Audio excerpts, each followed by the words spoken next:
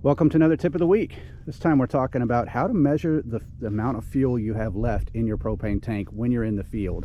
Now, I have seen people purchase gauges that you install either on the nozzle or on the hose, and those are fine, but they actually are very dependent on the weather. So if it's too cold or too hot, you're going to get a misread on actually how much propane you have left. I've also seen the little strips that you can put on the side. I don't know how effective those are.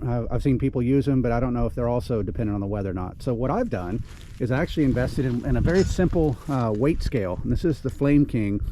It's a grip propane scale, and this one can do multiple types. So 5 pounds, 10 pounds, 15, 20s, and 40-pound tanks, and they measure up perfectly. So I filled my tank up 100% a while back, measured it, and it was 100% by the gauge. So I'm pretty, these things are pretty reliable when it comes to being accurate.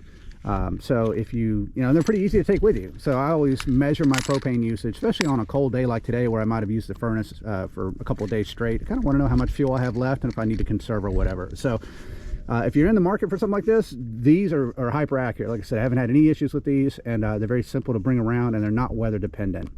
So hopefully that's been helpful. This has been Tip of the Week.